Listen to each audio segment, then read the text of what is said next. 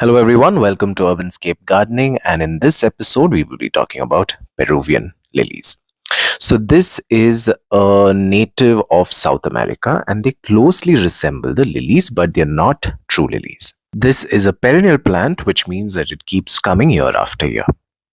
Another thing about this plant is the blooms. So, if you look at the interiors of the bloom, you'll see tiger stripes. So, that's the most characteristic trait of this Peruvian lily. And they come in different colors like pink, red, orange. So, no matter how enticing these lilies are, please do not consume any part of this plant. It is toxic. For me, this blooms typically in the winter months, that is around October, November, December, and they die down during the summer months. For people living in colder parts of the world, this may be the exact opposite. They might get the blooms during the summer months and they die out during the winter months. So let's look at some of its care conditions. Sunlight. So when it comes to sunlight, this likes both partial sunlight as well as full sunlight. So if you live in a very tropical region where the summers are really harsh, then give it part sunlight. If you are in a moderate kind of a climate, then give it full sun. That's perfectly fine. I have kept mine in full sun. Watering. So this prefers to be on the wetter side of things, but that does not mean you should overwater this. So depending on what kind of climatic condition you have, or depending on the weather as well as if it is summer, then you should water it every day maybe.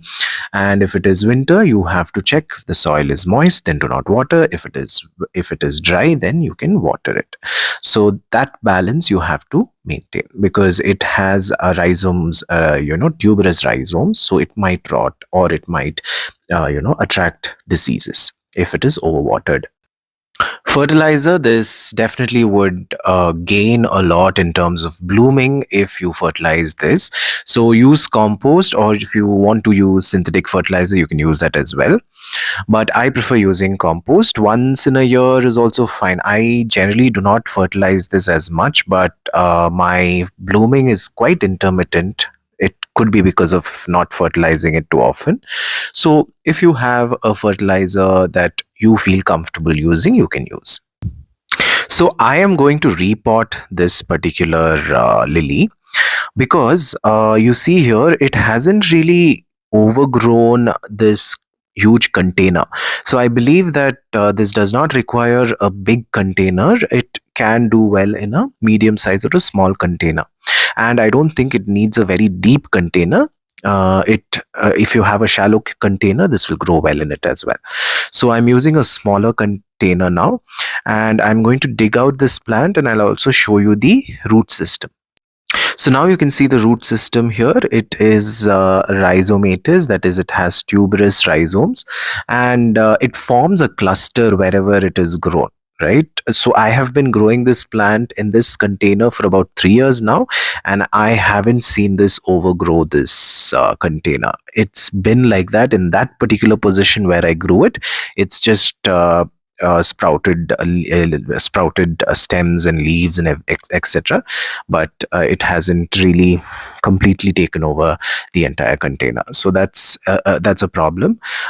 So you might want to divide this and then grow as well. So that's something that you can do in terms of propagation. If you get a small rhizome like this, you can easily propagate it as well. So for the repotting, I'm using an old container, a very small container, which already has some old soil in it. So I'm going to place the tuber inside like this, probably in the middle, and then I will be using a well-draining mix of compost, sand, and garden soil. So garden soil and compost, you can use 30 percentage and 40 percentage of sand. So that's the ratio I prefer. So I will be adding the soil into this container, and then I will be covering the tuber. And then I will also be compressing the soil so that it stands sturdy, because this has a habit of flopping over.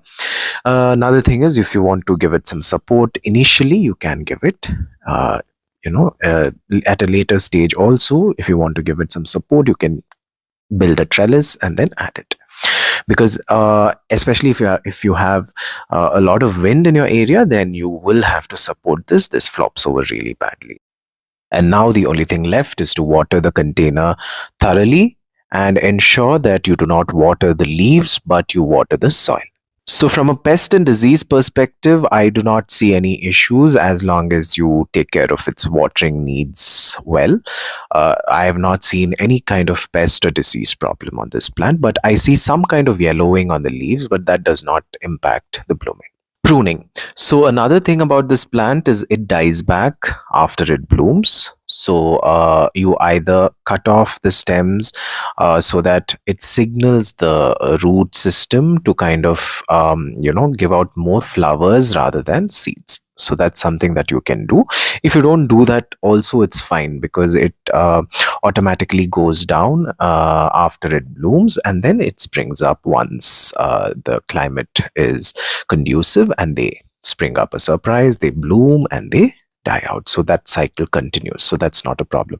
But if you are in a frost affected zone, or if you get a lot of snow, then it's advisable you dig out the tubers and then place it in a warm place inside your home.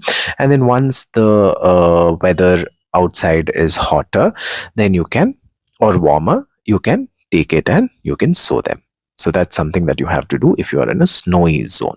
But in tropical climates, that's not something that you have to do. Even pruning is not really necessary. So propagation, you can either propagate this from seeds or you can propagate this with the help of rhizome division. So seeds, I have not seen too many seeds on this plant because probably it does not have pollinators in our region. So that could be a reason. But rhizome division is easy. You just have to divide the rhizomes, separate them, and then you can grow them in new containers and you get new plants. As simple as that. So folks, I hope you've learned a thing or two about how to take care of your Peruvian lilies, and it's a very easy plant. It's not very fussy. It's just that blooming can be a little intermittent, but otherwise I don't see any problems. So with this, we've come to the end of yet another episode of Urbanscape Gardening, and I really hope you've enjoyed this particular program. Additionally, you can follow me on Instagram and Facebook. The links are given below. And always remember, to grow slow is to grow well. Thank you for watching, and until we meet again, a very warm goodbye.